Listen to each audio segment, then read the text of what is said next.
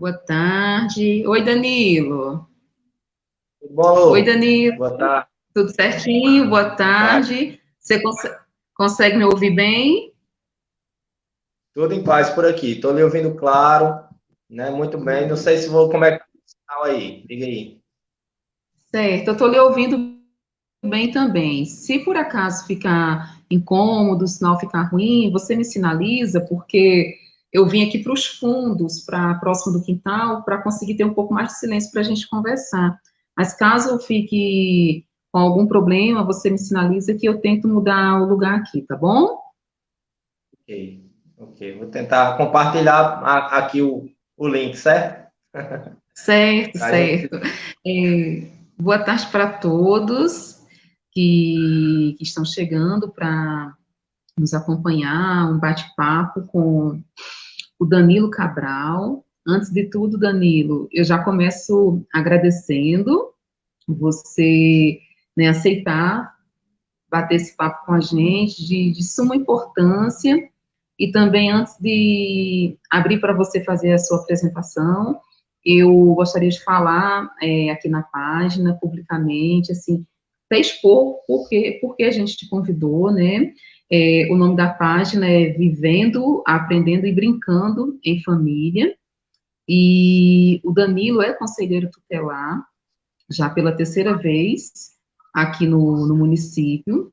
É graduando em Direito, é o esposo da Shirley, é o pai das meninas de Isadora e Isabela. E o Danilo é uma figura humana que traduz empatia.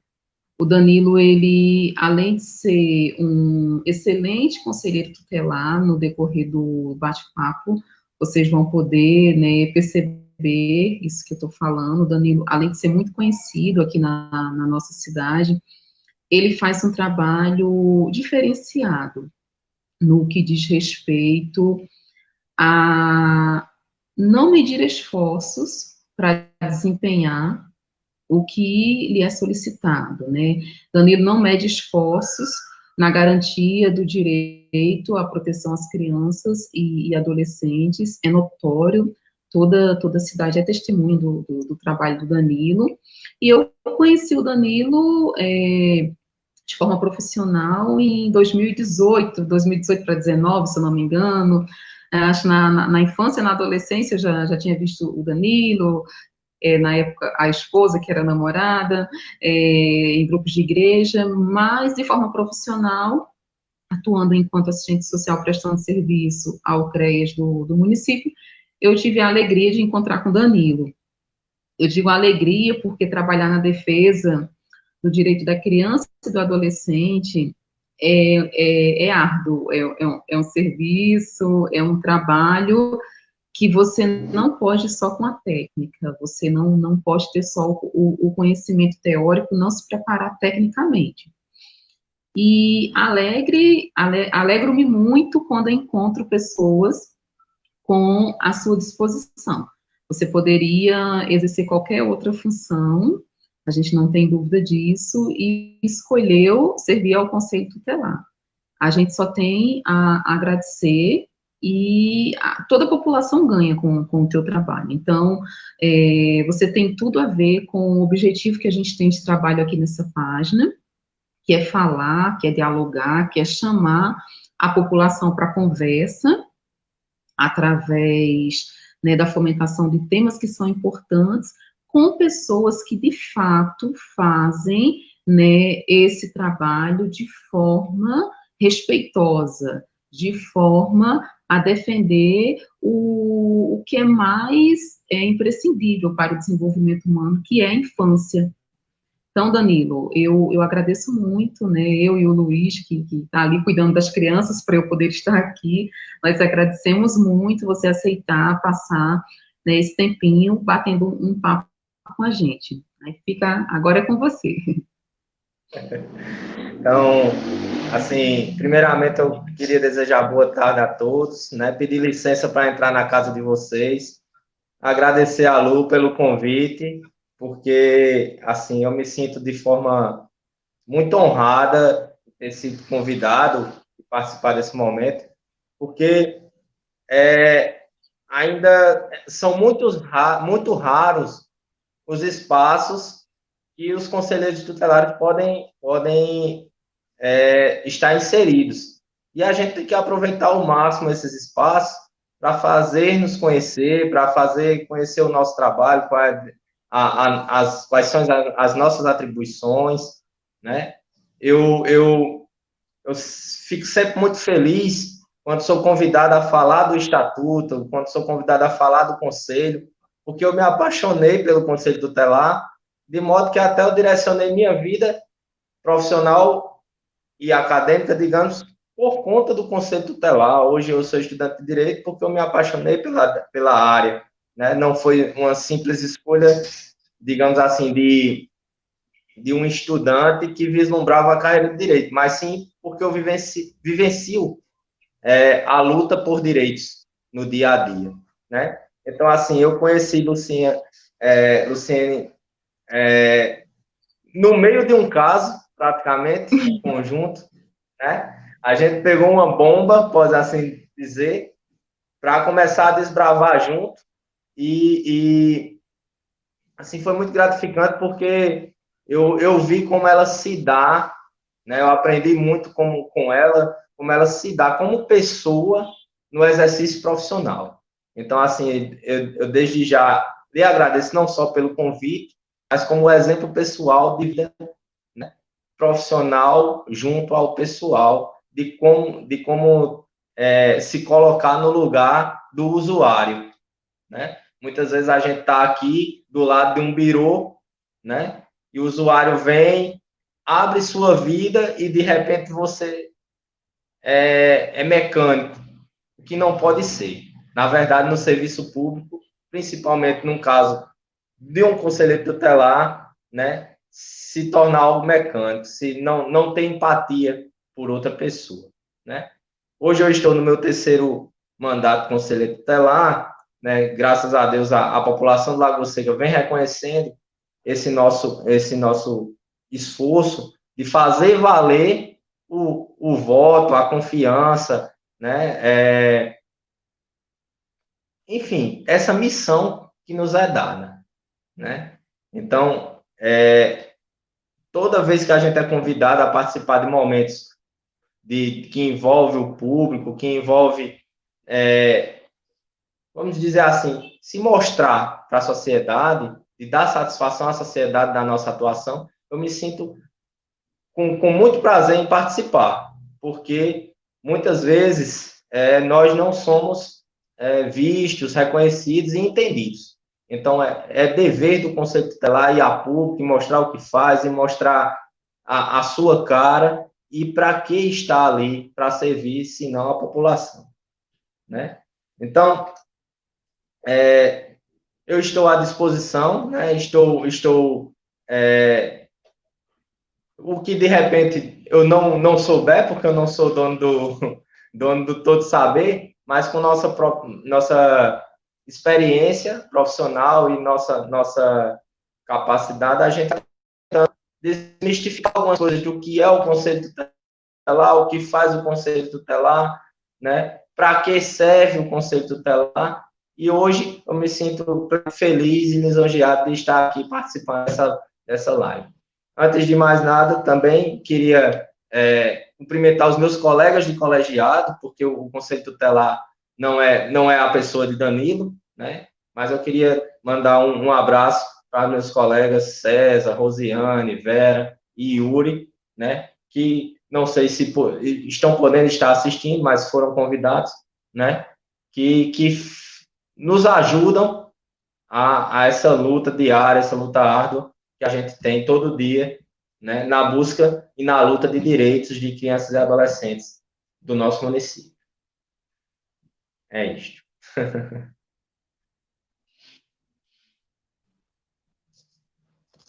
Lu, tô sem teu áudio.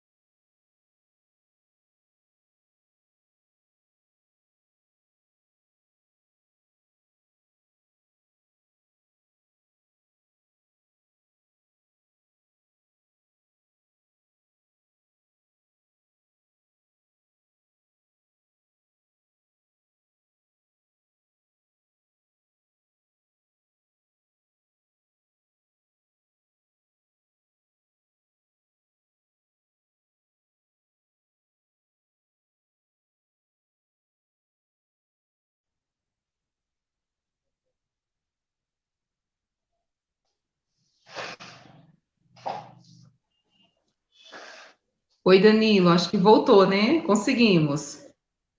Foi. Voltou. Voltou. Tinha. Você está conseguindo me ouvir agora? Que a Silvana falou que o microfone estava desligado. Foi. Agora eu estou ouvindo novamente. Tá ouvindo novamente. Perdão, ficou tudo congelado aqui, tudo paralisado. Agora conseguimos voltar, né? Pronto. Foi. Pronto, né? Então, como o Danilo havia falado, a gente se conheceu no meio de um atendimento a uma usuária, e, assim, um caso muito delicado, que já vinha se arrastando há alguns anos, e era para uma medida, né, uma medida protetiva, que posteriormente Danilo pode falar um pouquinho sobre o que significa. Então, para a gente iniciar, assim, de forma mais concreta, Danilo, eu gostaria de te pedir, até postando em um grupo hoje, que teríamos essa live, uma seguidora nossa disse, poxa, vocês vão falar com o conselho tutelar, e é aquele pessoal que tira as crianças da gente.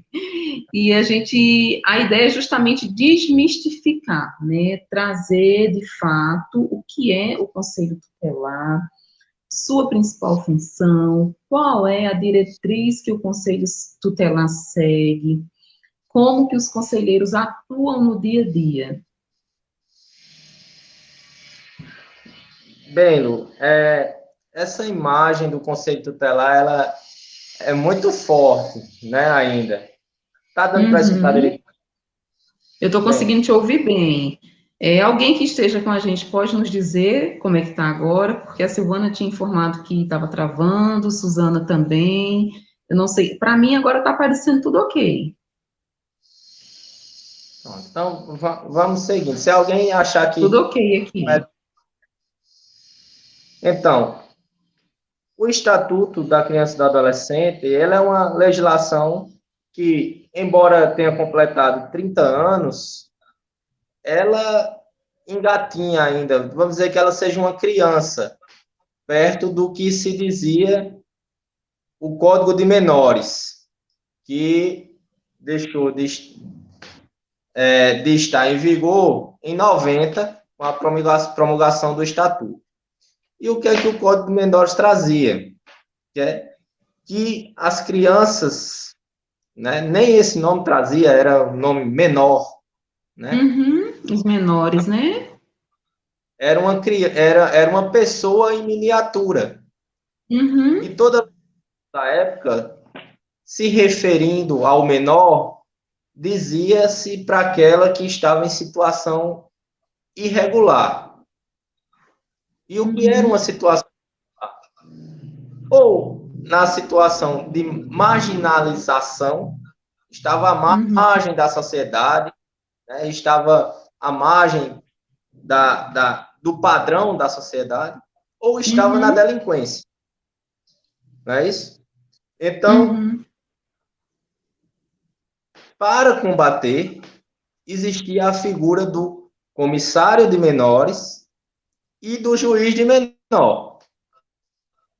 Com a chegada do Estatuto em 90, que trazia a criança e o adolescente já trazendo o que seria, na verdade, criança e adolescente, criança de 0 a 12 incompletos e adolescente de 12 a 18 incompletos, como sujeito de direitos, né? Direito a esta uma família, direito à educação, direito à saúde, ao esporte, ao lazer, né? Trouxe também a figura do conselho tutelar. E as pessoas não souberam diferenciar o que seria o conselho tutelar e o antigo comissário de menores. Que o comissário de menores era aquele que repreendia, era aquele que recolhia das ruas, né? Que aplicava uma sanção. O conselho tutelar, ele é totalmente o oposto. Ele vai garantir à criança ou adolescente todos os direitos a eles inerentes, que foi o que eu falei agora há pouco. Direito à saúde, o direito à convivência familiar e comunitária, o direito à educação, esporte e lazer, o direito à profissionalização e segurança no trabalho, o direito à liberdade, ao respeito, à dignidade, né? Que eu acho que esse é o ponto maior que vamos tratar nesse momento, né? Sim. Então, assim, em 90, com a criação do Estatuto, com a promulgação do Estatuto, digamos melhor assim, houve uma mudança de paradigma do que era uma legislação que visava repreender, uma legislação repressora ao público infantil juvenil, para uma legislação de proteção integral. Nós todos, Estado, família e sociedade, temos que voltar os olhos para a criança e do adolescente como sujeitos de direitos em peculiar, né, desenvolvimento, estado de desenvolvimento. Né? Não está completamente desenvolvido na sua psique, na sua físico, enfim, todos os cuidados têm que ser voltados a ele. Então, muito da sociedade ainda está atrelada ao Código de Menores, de antes de 90, de que o Conselho Tutelar substitui a figura do comissário, que substitui a figura do juiz de menor, que vai tomar a criança mal criada, que vai entregar a criança que você não está podendo cuidar, digamos assim, né? Então, Danilo. Nesse um pouco para mim. Voltou, Oi? acho. O áudio tinha fugido um pouquinho, mas voltou agora. Na audiência com a gente, eu estou vendo aqui duas assistentes sociais, Silvana Gomes, aqui do CRAS, e Suzana Tavares, né? Suzana é uma profissional, também extremamente humanizada, politizada, e eu acredito que eu posso dizer, né, Suzana, defende o direito à integridade, à dignidade da pessoa humana com unhas e dentes e coração. A Silvana, é uma honra ter vocês, meninas. Voltei. Uhum. Voltei, a gente estava indo e voltando. Danilo está congelado para mim, Danilo. Vamos lá, ver se Voltou. melhora. Danilo, você me ouve bem? Ouvindo bem, estou ouvindo bem. Está me ouvindo bem, né? Então, você coloca um ponto extremamente importante para... Você coloca vários pontos, né? Inicialmente, o conceito tutelar como um todo, o colegiado, ocupar os espaços públicos, né? Estar presente nas instituições, nas escolas, com palestras, em convívio mesmo com a sociedade, inicialmente para desmistificar essa questão atrelada que ainda está ao antigo Código de Menor. E a gente também tem a compreensão de que essa mudança ela não se dá assim repentinamente, né? 30 anos é pouco tempo, se a gente pensar ao longo da história, para o tipo de organização social que a gente tem aqui em nosso país. Então, as coisas caminham a passos lentos, mas caminham. E caminham justamente por termos pessoas, né, na luta, engajadas. Você me conhece um pouco de trabalho e eu sempre comento, né, que eu fico triste quando eu escuto as pessoas dizerem assim, nada está acontecendo, nada acontece. E a gente que trabalha com política pública social sabe que não é isso, sabe que a gente não dorme. Quem trabalha com assistência, com direito da criança e do adolescente, praticamente não dorme, porque a gente tem sim o nosso horário de trabalho, mas são questões que perpassam um espaço físico. A gente vai para casa pensando nos casos, por vezes, são casos complexos que, como o Danilo fala no início, você adentrar na vida das pessoas, a gente chega na casa das pessoas, de certa forma, temos um lugar privilegiado para poder fazer isso. Voltamos. E é cada vez mais necessário que os profissionais que atuem com política pública de proteção tenham a dimensão de quão grandioso é isso, a gente entrar no espaço do outro, na vida do outro, por vezes para tentar mostrar caminhos e possibilidades que esse outro, por diversos motivos, ainda não consegue, né, ter a dimensão, e ter o Conselho Tutelar como um órgão parceiro à dignidade da pessoa humana, que se inicia na infância, que é talvez, ou eu defendo, né, vários pesquisadores defendem, que a infância é o período mais importante, mais rico para o desenvolvimento infantil. É na infância que a gente prepara uma sociedade mais justa, menos violenta, uma sociedade pautada no desenvolvimento integral do todo. É na infância, e em específico na primeira infância. E se a gente não consegue assegurar isso, fica difícil cada vez mais a gente vislumbrar uma sociedade melhor para todos. Você consegue me ouvir, Danilo? Tem horas que Tá travando um pouco. paralisando muito a imagem. Tá travando um pouco, mas eu estou conseguindo entender. Certo, está conseguindo, né? Então, quando eu conversei com você, né, te pedindo para a gente bater esse papo, eu falava, nossa, Danilo, a gente tem já tantos problemas estruturais.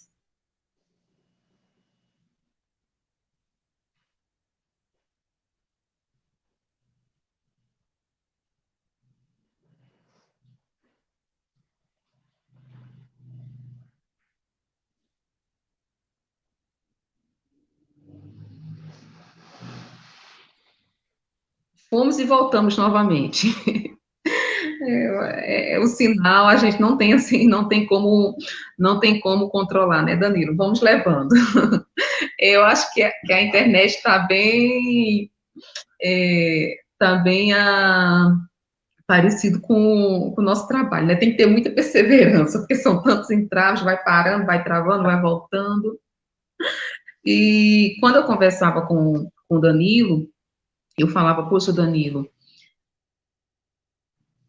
a gente já tem tanto entrave para a criança como um todo. A criança não era como um indivíduo, um ser com direitos, com deveres de forma integral. Era vista como, você bem colocou, um adulto em miniatura. E de 30 anos para cá veio o ECA, né, com a função de proteger essa criança, de auxiliar no empoderamento, na autonomia, mas que, por vezes, é muito distorcido ainda, até por conta da estrutura social que a gente tem.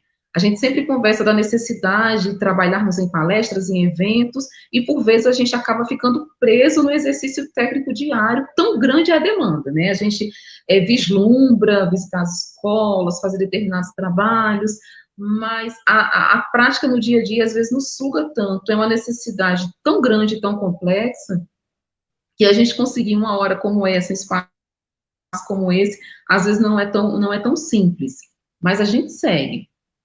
E aí, a gente tenta esmiuçar mais um pouquinho e vai na especificidade da criança com deficiência.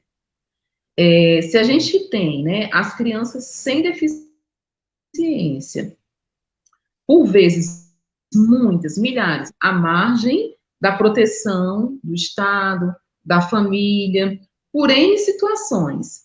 Quando a gente entra no âmbito da criança com deficiência, isso é maximizado, isso é muito maior, porque se até 30 anos a criança sem deficiência, ela ainda não era vista como um sujeito de direito, a gente traz isso para a criança com deficiência, né, tendo em vista que a pessoa com deficiência em si, seja adulto, seja criança, ainda é vítima do capacitismo, que é o preconceito social, que não consegue ver ainda a pessoa com deficiência como um ser digno de direitos e deveres.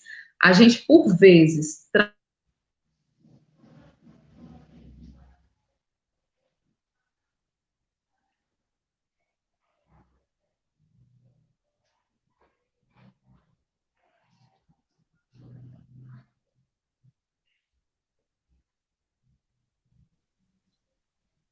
pronto, voltamos, né? A gente trata de várias maneiras e esquece de tratar como um indivíduo com direitos e deveres de forma integral. E aí eu repito, né? Se a gente entra dentro do universo da criança com deficiência, é muito complexo, é muito complexo. Ano passado, eu vou citar esse exemplo e passo para você novamente, Danilo. É, a gente procurou o Conselho Tutelar Municipal, inclusive para pedir auxílio em um caso cujo um adolescente que recebeu o diagnóstico de autismo, já se eu não me engano, ele inserido na rede estadual de ensino, e ele tinha uma especificidade de horário, que ele não poderia estar naquele horário, por conta de uma medicação, enfim, por conta de uma situação, e ele estando protegido legalmente, tendo inclusive os laudos médicos, a escola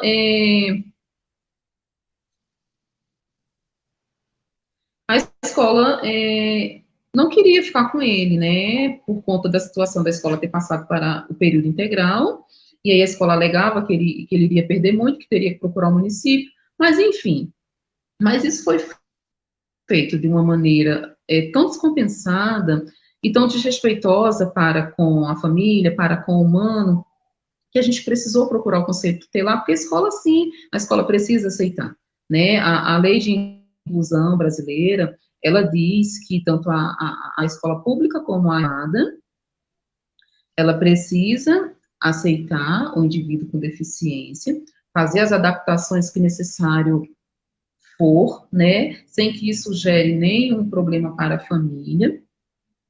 E a gente percebe, depois que as situações são resolvidas, que muito disso ainda é por uma questão cultural, né? A gente não vai nem fazer nenhum juízo de valor aqui, é por uma questão cultural. A partir do momento que o indivíduo apresenta um laudo, a sociedade se fecha, se trava, talvez ainda por ter um olhar muito distante do que é a pessoa com deficiência, por N motivos, né? Mas o que ocorre é que não há mais, né, possibilidade da gente ter um mundo fragmentado assim. O mundo é para todos, os direitos são para todos, e as leis existem justamente para isso, para dar essa unidade, para dar esse direcionamento.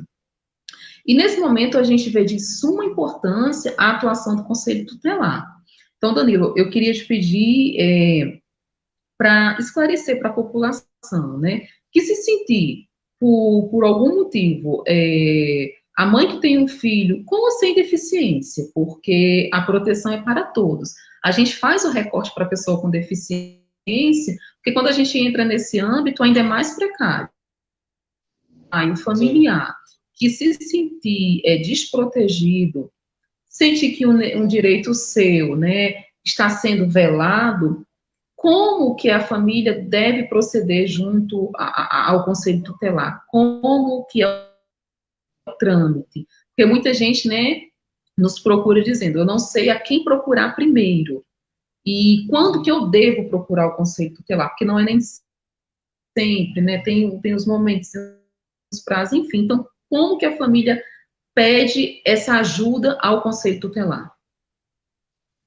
Certo. Eu vou fazer um breve comentário antes do trâmite a ser seguido pela família numa situação dessa, né?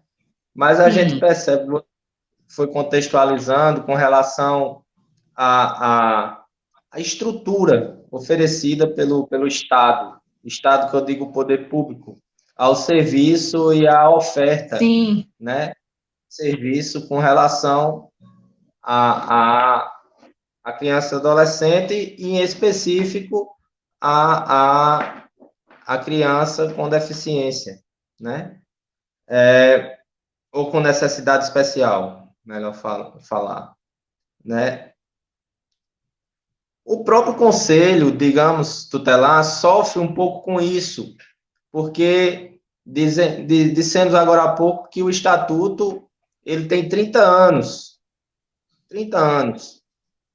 E as leis no Brasil, elas são editadas, são sancionadas, sem que o Estado esteja preparado para absorver o que ela quer dizer. O Estado sofre com estrutura, né? Para você ter ideia, o Estatuto foi promulgado em 90, e Lagoa Seca, na nossa realidade, o primeiro Conselho Tutelar surgiu em 2006, 16 anos depois. Então, como fazer a sociedade que o Conselho Tutelar é uma autoridade que requisita que o poder público efetive direitos, né? Como entender, né? Então, isso tem sido uma construção muito difícil, né? E, como é que eu posso dizer? A passos lentos, como a gente colocou no início. Outra prova disso é que se o estatuto diz que todas as crianças e todos os adolescentes são considerados iguais em seus direitos, né? Então fica até contraditório dizer, então por que eu preciso uma nova lei para dizer que primeira infância tem prioridade também, que necessidade especial tem prioridade também? Fica até meio que contraditório, né? O Estado, ele não acompanha a evolução social, digamos assim, dos problemas sociais ou das questões que vem a surgir com relação à realidade das pessoas, né? Não sei se eu estou me fazendo entender, né? Para tanto, é importante que a sociedade entenda que ela elege o Conselho Tutelar para lhe representar com relação à busca da efetivação de direitos, Então, se existe um direito assegurado, assistido em lei, no âmbito municipal, na municipalidade, ou seja, eu procuro um direito meu na assistência social, eu procuro um direito meu na saúde, eu procuro um direito meu na educação e eu não encontro, o conselho tutelar deve ser procurado para que ele provoque o poder público a fazer cumprir esse direito, né? O Brasil sofre realização e viu nessa possibilidade, né, da sociedade entregar, como é que eu posso dizer, entregar uma responsabilidade, uma competência ao Conselho Tutelar de lhe representar nesse sentido, para não ter que ir direto a judicializar. Né? Chamamos o Conselho Tutelar da Justiça Administrativa. A população busca o serviço que deveria acontecer. Se o serviço não acontece, a população busca o Conselho Tutelar e ele requisita que o poder público cumpra. Se ainda assim não fizer, cabe ao Conselho Tutelar judicializar essa situação para que, enfim, a justiça se faça e o direito seja assistido e o direito seja garantido. Né? Então, em síntese, é isso. A sociedade busca o serviço que quer, seja saúde, seja educação, seja assistência social, seja cultura, seja, enfim, qualquer um que seja. Se esse direito é negado por parte do poder público, está o Conselho Tutelar para lhe auxiliar e fazer ingressar a justiça e fazer com que o direito seja cumprido, né? Que o direito seja assegurado.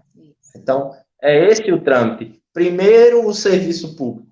Sendo negado o serviço público, procura o Conselho Tutelar, que aí ele vai requisitar o serviço. Se ainda assim o serviço for negado, aí a gente vai para as vias judiciais. É assim que funciona o trâmite. É importante você destacar isso, porque por vezes também, né, o usuário, ele desconhece esse caminho. Então, antes de procurar o conselho, né, o usuário precisa fazer a requisição do serviço no local do serviço. Então, como você bem colocou, se é algo inerente à educação, né, após ser negado, que você procura o conselho tutelar. E o conselho, né, Danilo, preza muito pelo diálogo, porque a gente tem esse intuito de evolução mesmo, de sair do patamar de que funcione só através da judicialização, que seja através do diálogo, principalmente, é fundamental.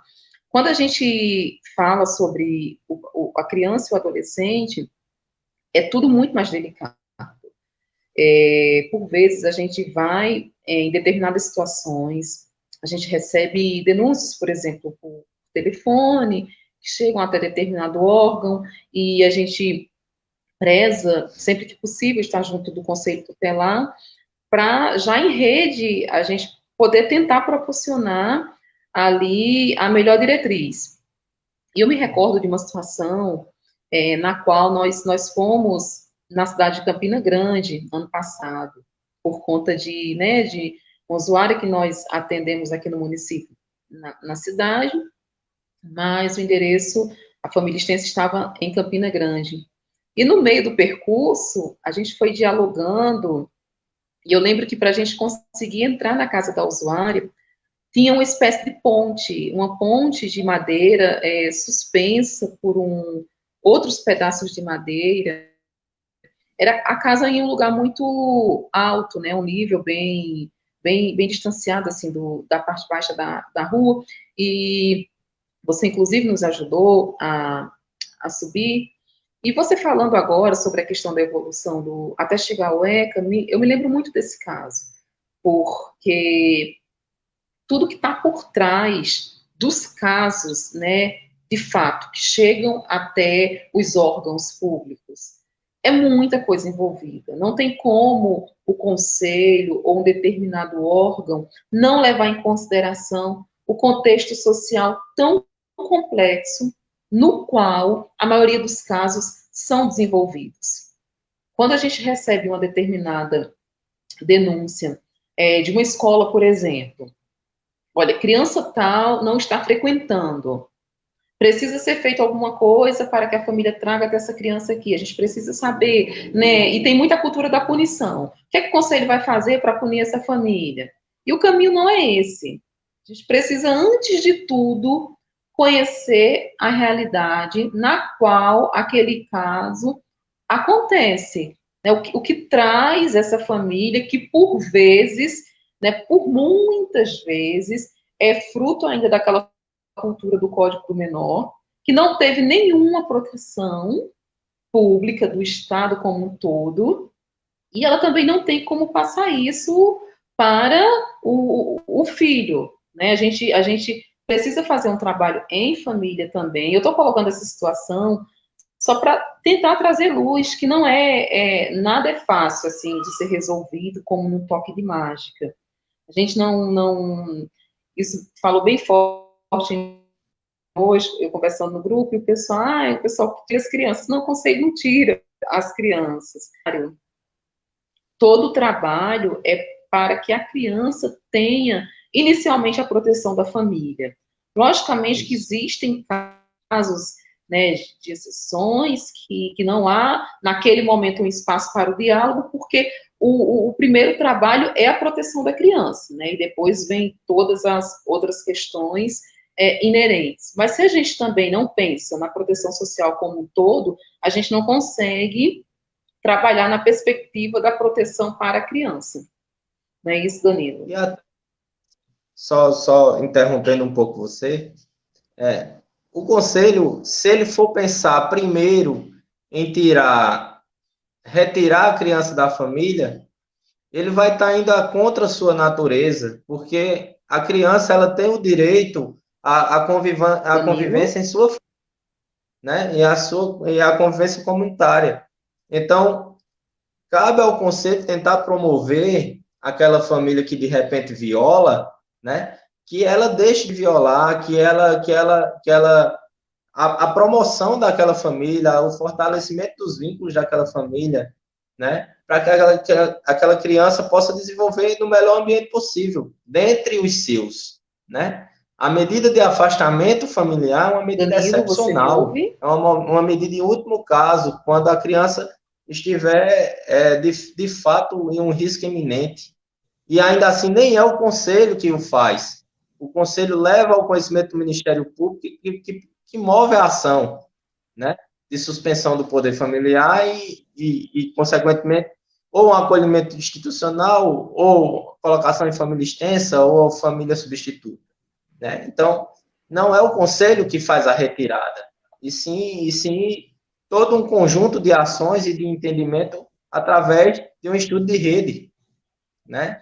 Então, essa imagem do conselho, que o conselho retira a criança enfim, a gente tem tentado derrubar sempre, porque nossa intenção é o fortalecimento da família, que a criança cresça no seio familiar, né? Que a família tome responsabilidade sobre os seus, né? Então, isso é muito importante destacar. Com certeza, Danilo. Ano passado, nós participamos da convenção, da convenção não, Conferência? eu esqueci o nome agora. Isso, da conferência, né, da criança e do adolescente no município. E a ideia nacional era trabalhar a autonomia, né, a autonomia, a criança como um sujeito de direito. E agora há pouquinho, até ontem, do dia 21 até o dia 28, que foi ontem, aconteceu a Semana Nacional da Pessoa com Deficiência Intelectual e Múltipla, que envolve aí, né, cerca de milhões de crianças. No Brasil, assim, o total da população no censo de 2010 era de 45 milhões de pessoas com deficiência, e desse total, cerca de 3,5 milhões, se eu não me engano, crianças. É muita gente, né? É um contingente enorme. E, né, E se a gente pensa nas ações que de fato dão luz, como você coloca, para a gente que trabalha com direito, as leis, elas complementam, né? Elas complementam porque o direito, ele tá para todos. Mas na prática da vida real, a gente sabe que até por conta de uma questão cultural, não é assim que acontece. Que bom que nós temos os documentos, temos as leis, para a gente poder, em cima delas, solicitar, lutar pela efetivação. Se a gente não tivesse nem o documento, seria, numa perspectiva talvez irreal, como já foi há algum tempo. Mas hoje nós temos os documentos, temos algumas ações, sabemos que ainda é tudo muito pouco, muito falho, que milhões de crianças ainda estão em casa, sem o que lhe é necessário para um desenvolvimento com paridade. E Danilo, algo que assim a gente faz questão de destacar é a questão da educação, né? Porque o âmbito educação e saúde juntas na perspectiva do desenvolvimento da criança com deficiência são duas políticas assim de suma importância. A saúde como porta de entrada desde o nascimento ou desde quando a criança, se ela não nasce com a deficiência, com algo congênito, quando ela adquire, e a educação na perspectiva do apoio ao desenvolvimento como um todo. E é justamente nessas duas políticas que a gente encontra as maiores dificuldades, né? Quando a gente diz que deveria ser as políticas para abraçar a família, a criança com deficiência, por vezes é a política que acaba provocando as maiores exclusões, digamos assim. Então, se a gente pensa, né, numa sociedade para todos, na perspectiva de garantia de direito, e se a gente não faz esse funil, não traz esse recorte, a gente defende um dia que não precise mais ter esse recorte, né? Mas hoje precisa. Eu acho que você se lembra de um caso de uma criança com microcefalia, que já era um caso assim bem complexo, onde a criança ela ficava totalmente desprotegida, ela ficava no chão, em um ambiente totalmente insalubre, e de como esse caso assim ele mobilizou toda uma rede, de como foi necessário assim tanto trabalho em conjunto para garantir hoje uma condição de proteção para essa criança, né, para garantir minimamente a vida para depois atuarmos nas outras políticas. E sem a intervenção do Conselho Tutelar, desses órgãos de proteção, talvez a criança nem estivesse mais viva hoje, não estivesse mais entre nós. Então, a gente que está no dia a dia, a gente recebe uma demanda muito forte e que sim, a gente precisa procurar fomentar espaços como esse, a gente precisa trazer essas questões para a população ter conhecimento junto com a gente e abrir também para a população nos ajudar, se vê algo irregular, procurar o conselho, comunicar ao conselho da sua cidade, buscar os órgãos públicos de apoio, as secretarias, se alguma, né, alguma escola da rede privada, alguma escolinha de bairro, por exemplo, negar a matrícula da criança com deficiência, está errado, né, procure os órgãos de proteção. A escola também não pode cobrar nenhum valor a mais ao pai ou à mãe para poder se adequar para receber a criança com deficiência. São questões que a gente luta para que daqui a algum tempo não existam mais. Mas por enquanto existe, né, Danilo? Então, enquanto existe, o nosso trabalho precisa ser sem cessar. Você, além de ser profissional, é pai de duas meninas, né? Eu acredito que muitos dos casos, quando você se debruça, você pensa nas tuas filhas. E eu penso, né, vendo de longe aqui, que isso também faz diferença na maneira que você conduz essa empatia do olhar de uma pessoa que, além de ser profissional, sabe das necessidades de proteção à criança, ao indivíduo. Olha, Lu, no meu primeiro ano de conselheiro tutelar, acho que na minha primeira formação, digamos assim, eu chegava meio leigo, né, meio aéreo ainda do que seria a atuação de conselheiro. Mas uma frase me chamou muita atenção naquela época. Eu nem tinha minhas meninas ainda, nem tinha minhas meninas ainda. Mas eu incorporei isso para mim. Eu não lembro nem quem é o autor da frase, mas eu lembro muito bem da frase. E eu guardo ela comigo até hoje. Olhar a criança e adolescente Sim. com os olhos do estatuto é como olhar para os seus próprios filhos.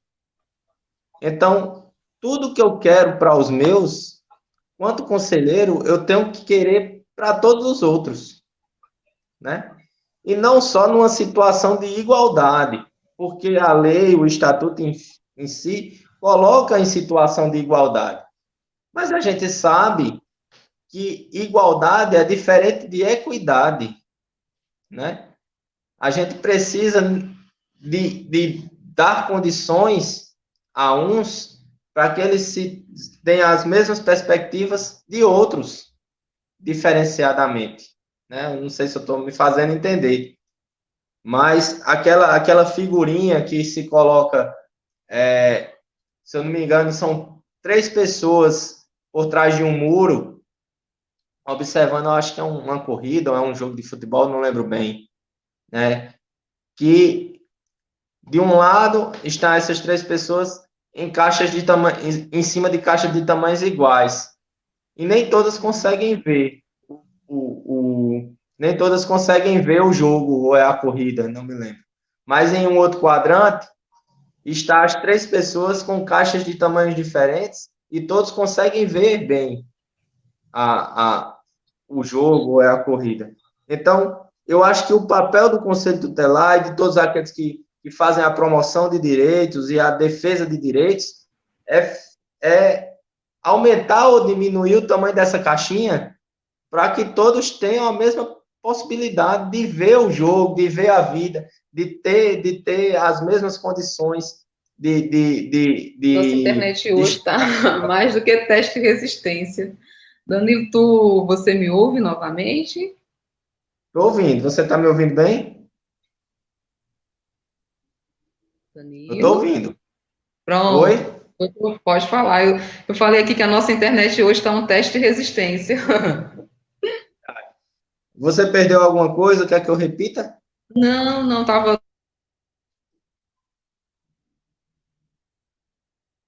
Travou de novo seu áudio.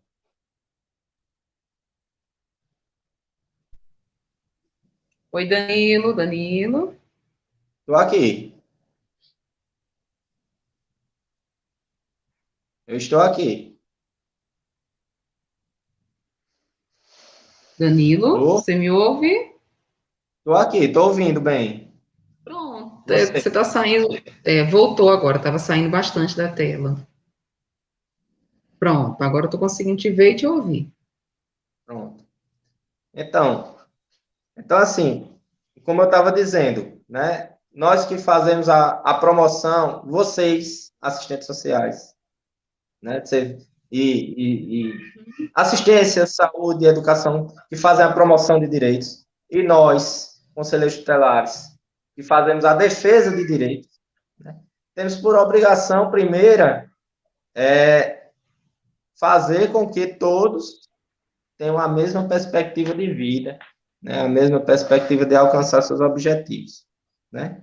Embora o texto de lei às vezes seja muito seco, mas no dia a dia e na contextualização, como você já colocou, na prática, na vivência, né? No colocar no lugar do outro, a gente tem que saber dosar, onde a gente pode contribuir mais e onde a gente pode recuar, né? Tanto no direito à Exato. educação, falou, que tem as questões específicas, aqueles que têm uma necessidade especial, né? Quanto no direito à vida e à saúde, que também tem suas peculiaridades, né? Direito à proteção do trabalho, enfim, estamos e temos que estar atentos sempre a isso, a promoção desses direitos, né? Verdade, Danilo. E a gente pensa que se a gente fala assim, de modo em geral, né, saindo da perspectiva ou da questão da violação do direito. Porque, por vezes, quando o caso ele chega no Conselho Tutelar, ele já ultrapassou, né, os limites, já tem uma violação do direito ali, enfim, né, já é inaceitável da maneira que está. Mas se a gente trouxer para a questão da promoção mesmo, do desenvolvimento pleno, porque quando a gente se debruça sobre o documento do ECA, né, ele vem muito com essa proposta de parceria social para promover o desenvolvimento da criança e do adolescente de forma digna, de forma respeitosa.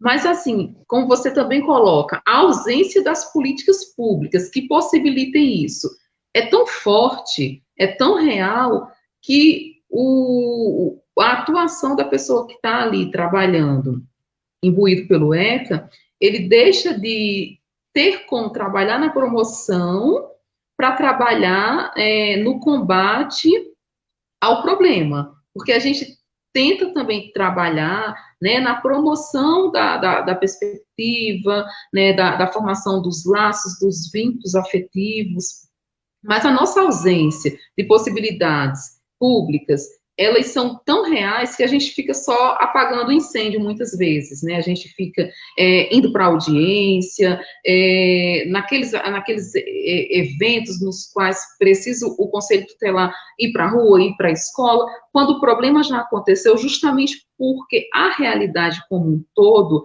ela ainda é de ausência de políticas públicas. Então, por vezes, eu escuto algumas pessoas dizerem assim, nossa, a gente não vê o conselheiro vindo fazer uma palestra na escola, o conselheiro vindo no PSF, por exemplo, conversar. Justamente porque a ausência das políticas é tão grande que a gente fica combatendo ali, né, apagando incêndio após incêndio. E eu lembro que a gente tocou muito nisso na conferência ano passado, e uma das falas era como que a gente pode atuar na garantia do direito desde sempre. Desde sempre, dentro de casa, a gente pode fazer isso, eu trago isso para a perspectiva do ambiente que não está na violação, do ambiente, né, dentro do padrão, digamos assim, no ambiente que oferece aquela estrutura para a criança se desenvolver. Mas a maneira como você se reporta essa criança, a maneira como você trata a criança, ela pode contribuir para isso ou não. Eu vou te dar um exemplo bem simples, Danilo.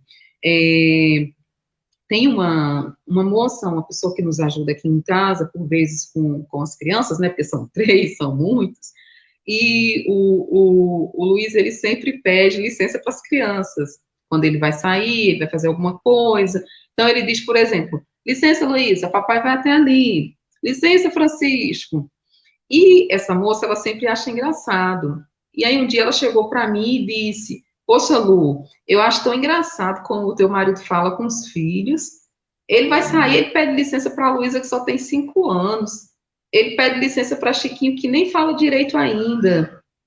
E aí ela disse assim, é muito legal, nunca tinha visto isso não, porque eu fui criada com grito, com pontapé, sabe? E ela tem 30 e poucos anos. E no final da fala, ela estava com o olhinho cheio de lágrima, e eu me emocionei também, porque a gente sabe que, de forma real, isso acontece muito.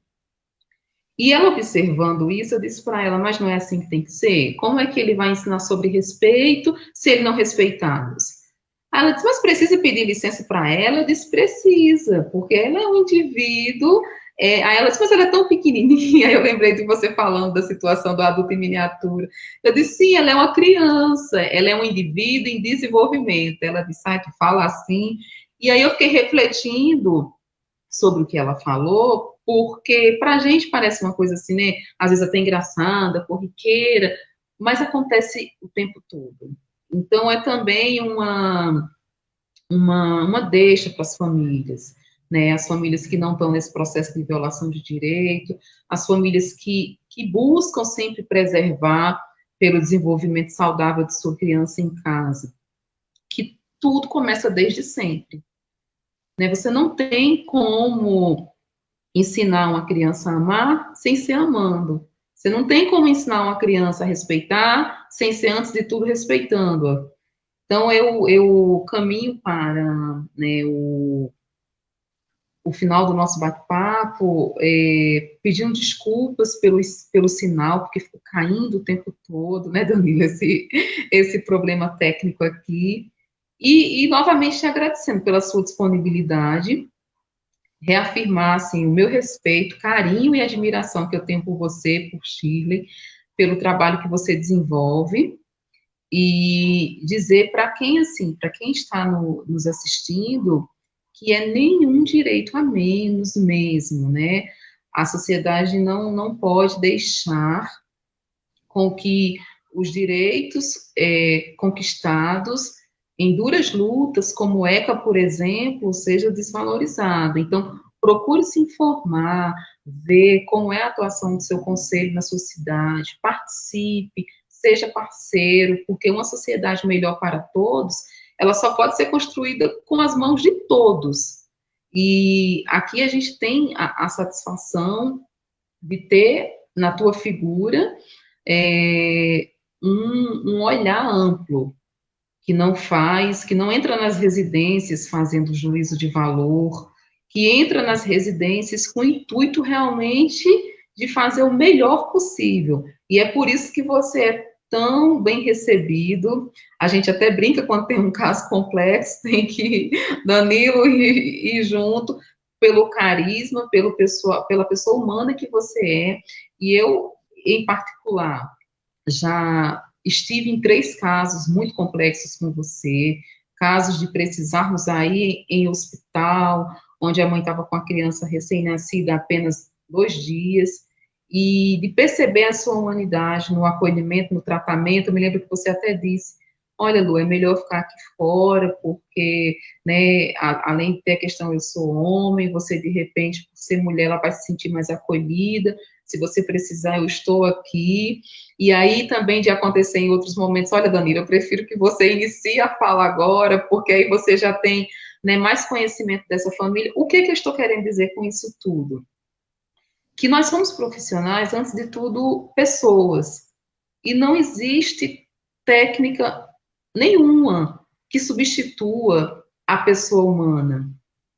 A gente pode estudar tudo, tem até um autor que fala sobre isso, você pode conhecer todas as técnicas, mas quando você for falar com um humano, seja apenas mais um humano. E eu acredito que o seu trabalho, né, ele é reconhecido, você já está há mais de 8 anos como conselheiro tutelar, por conta disso. E é por isso também que eu convidei você aqui para estar nesse espaço nosso hoje. Temos mais de 4.400 seguidores espalhados pelo nosso país, e a gente tem esse dever, né, de seja qual for o espaço onde a gente estiver, de a gente fomentar questões inerentes ao benefício comum, ao benefício público. Você falou aí no final que o bem que você quer para suas filhas, você quer para a pessoa que você atende. E, assim, eu compartilho com esse seu pensamento, né? A ideia dessa página surgiu aqui por conta do meu filho que tem a deficiência, que tem a síndrome de Down, tem 3 anos, e através dele a gente vem conquistando muitos avanços no desenvolvimento, e tudo que a gente conquista para ele não faz sentido nenhum ficar só aqui dentro de casa. A gente, né, faz questão, quando a gente posta alguma coisa, algumas pessoas até dizem, olha que atividade legal, e eu digo, é além de uma atividade, é um estilo de vida. E o bem que a gente consegue para ele, a gente quer disseminar, e a gente quer levar um pontinho que seja, no meio de tantas coisas tão ruins acontecendo, então a gente quer, através da nossa vivência, se a gente conseguir chegar no coração, se as pessoas que estiveram conosco hoje à tarde, mesmo com esse problema da internet cair o tempo todo, se a gente tiver conseguido chegar, levar uma informação que seja, né, no coração de alguém, eu acredito, Danilo, que para mim essa tarde já valeu a pena, e eu não tenho dúvidas que para você também. Então, eu te peço desculpas, assim, a gente nem conseguiu levar muito o diálogo com o roteiro, justamente porque ficou caindo o tempo todo. Algumas vezes eu acredito que você não ouvia até onde eu ia, e você também, mas vai ficar gravado aqui, depois a gente consegue divulgar, compartilhar nos nossos espaços. Mas eu acredito que a síntese do que a gente queria passar aqui hoje à tarde é que ninguém está sozinho. E que o Conselho Tutelar é um braço aliado às famílias, à sociedade como um todo, e não o oposto. O Conselho está, né, para auxiliar. A função do Conselho é promover o bem comum, nunca o contrário. Quando tem um caso extremo que o Conselho, né, solicita uma situação mais complexa, uma retirada junto à Justiça, por exemplo, é porque foram esgotadas inúmeras possibilidades. Mas a ideia principal é zelar pelo bem comum e possível, fazer junto, né? Não fazer sozinho. E eu vejo que né, os nossos conselheiros, o colegiado como um todo, também tem essa característica de sentar junto, de pensar, porque é assim que tem que ser, e essa ideia, a gente, enquanto sociedade, hoje eu estou aqui como mãe, nem tanto como assistente social, é como mãe mesmo, de dizer que a gente está aqui para o que der e vier e para buscar sempre o melhor para todo mundo. O bem que a gente quer para nossa casa, a gente quer estender para a comunidade, porque é só assim que a gente acredita numa Lagoa Seca melhor, numa Paraíba melhor, em um Brasil, em um mundo melhor. Parece até slogan, mas não é não, é o que a gente defende mesmo. Agora é com você, Danilo. Lu, ó, eu só tenho a agradecer com muita felicidade, né? Só tenho a agradecer com muita felicidade e me colocar à disposição para sempre que você quiser a gente continuar debatendo, seja esse ou outro tema, né? Que diga respeito ao conselho, ao estatuto, enfim. Sou sempre muito grato quando tem esses espaços, né? E para a sociedade, o recado que eu quero deixar é que o conselho está sempre de portas abertas, né? Nós viemos da sociedade, então ela se sinta em casa, a vir ao conselho, a tirar suas dúvidas, a colocar os seus problemas, né? Não somos psicólogos, é verdade, não somos, né? Mas somos parceiros, né? Estamos aqui para tentar ajudar, para tentar facilitar as coisas, né? Então, eu torno a repetir, me sinto muito feliz com o espaço, estou à disposição, agradeço a atenção de quem esteve acompanhando nosso bate-papo aqui, e sempre que quiser pode me chamar que eu venho. Até sem me chamar eu venho, né? Pelo Tá convite, só certo, tenho meu querido. Um forte abraço para você. e do orgulho que eu tenho de ser seu colega, seu amigo, seu parceiro de trabalho, seu parceiro de rede. Admiro você demais, né? E fico muito feliz de repente, poder contribuir com alguma coisa aqui hoje, né? E fica o Perfeito. recado, o Conselho Tutelar é sempre um parceiro da sociedade. Estamos aqui por conta da sociedade, né? Não é à toa que é ela quem elege os conselheiros, é para estar perto mesmo. Então, se sintam em casa, né? Particularmente em Lagoa Seca, funciona de 8 da manhã até 5 da tarde a sede.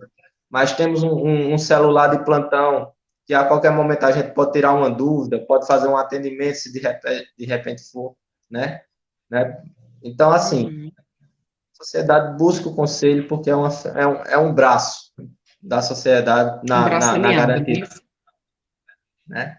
Então, assim, fico muito feliz, agradeço, desculpe qualquer coisa, mas estamos à disposição, viu? Dê um beijo aí nas crianças, um abraço a Luiz, e um abraço especial a você, né? Que tem todo um muito carinho obrigada, comigo. Danilo.